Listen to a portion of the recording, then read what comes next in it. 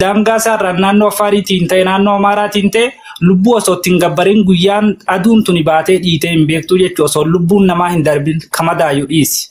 Kamadaayu sana manni alakkaa'uun lakkoofnee nuti illee hin beeknu jechuudha. Ofumaa keenya dhalootumti walloo nama madaa'e lakkoofnee hin beeknu. Sana manni alakkaa'uuti garuu lubbuu wareegama lubbuu deebiin qabne guyyuurraa kakafalaa jiru. Aduun baatee yeroo dhiitu lubbuu nama lamsadii qabatteeti kan seenaa jirtu waan ta'eef amma immoo sana caalaatti inni kun weerara lafarraa balleessuu yookaan duguggaa sanyii isa jedhamu santu irratti gaggeeffamuu jira. Dhugaa rabbii dubbachuuf guyyaa kana sadan waan akka jetteetti ibsituyyuu jechi si hanqatutu walloo keessatti ta'e seenaa ajaa'ibaatu ta'e jechuudha. Lola kanarra fakkeenya tokkoon sinii kaasa. Waraana kanarratti mucaatu wareegameeti reefka warri Amaaraa reefka fudhataniiti.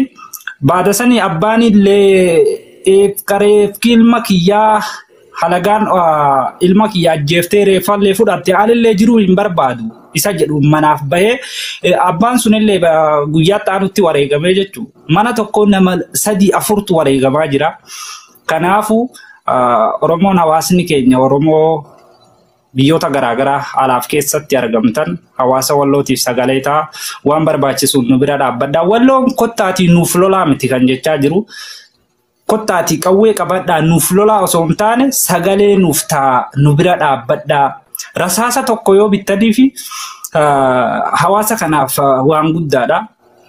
Warra hospitaala Adaamaa jiru kana dhaqxanii ija keessan yoo laaltan namoonni magaalaa Adaamaatti argamtan ija keessantu isaaniif qoricha dhugaa kophummaa qoricha kophummaatti dhaqxanii bakka isaan rasaasaan dhawamanii madaawanii ciisan sanatti dhaqxanii yoo laaltan ijni keessan isaaniif qoricha kophummaatti. Akkasitti hawaasa qabna. Lammii nu jaallatu akkasitti qabna. Kophummaan ittiin dhaga'amu jechuudha. Dhugaa rabbii dubbachuu waan hedduu garaa nama nyaatu.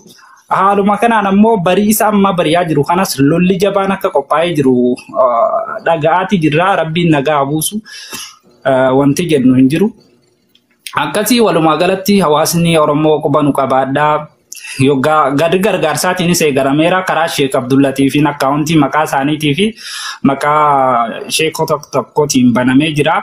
Namoonni gargaaruu barbaadanis akkaawuntii sanarratti hanga rabbi isiniif laaffise madoo keenyan walii wallaanaa osoo hawaasni Oromoo kutaa 11 akkasii jiru hawaasni walloo daangaa Oromiyaa eeguuf daangaa walloo qofaa miti wanni isin hubachuu qabdan hawaasni kun egaa walloon kan eegaa jiru daangaa walloo qofaa osoo hin taane daangaa Oromiyaa balbala tokko qofaa isaati kan eegaa jiru jechuudha. Diina jidduu ta'e balbala lama qofaa isaati kan eegaa jiru. Balbala tokko diina lama gadiin Affaarii oliin Amaaraa.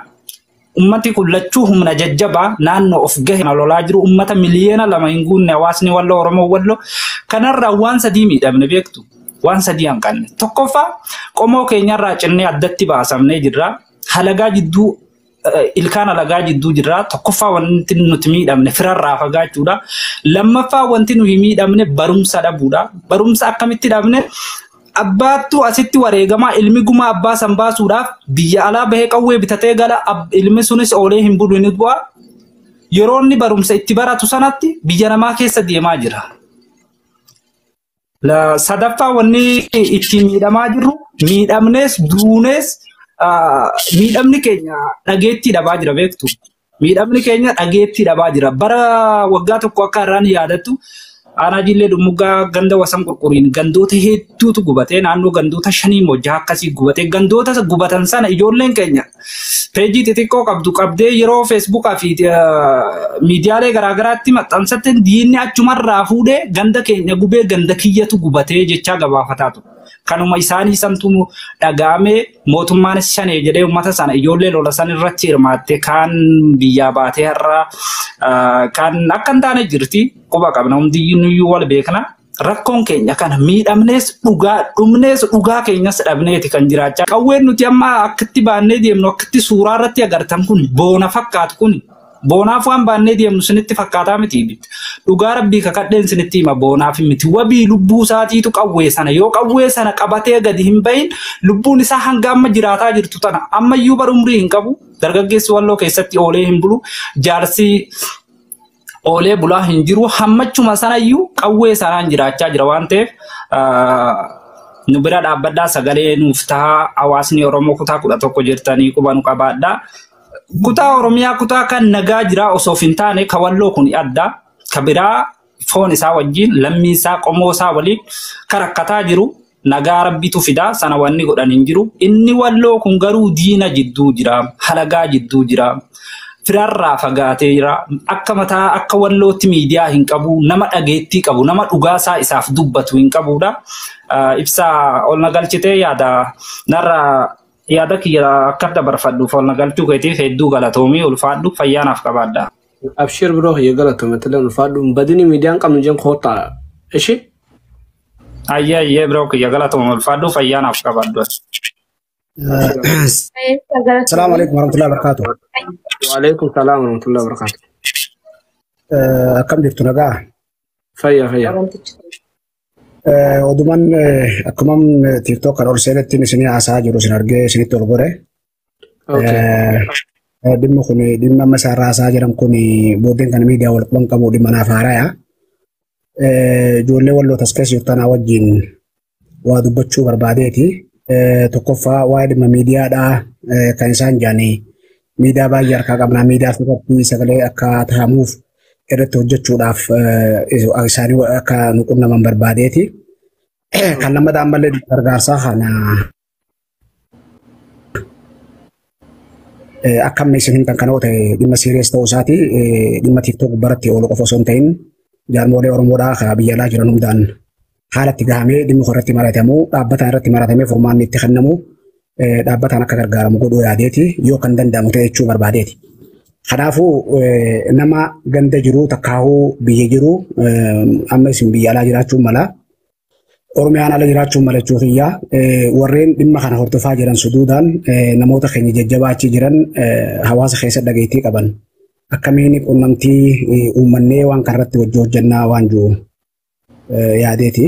Goda aarsaa Acaaluu sirbee daadhii weellisaa tokkummaan hiriiree diina kee salphisaa walloo fi raayyaatu warqituun geeraraa tokkummaa siif qola kan dhiiraaf shamaraa.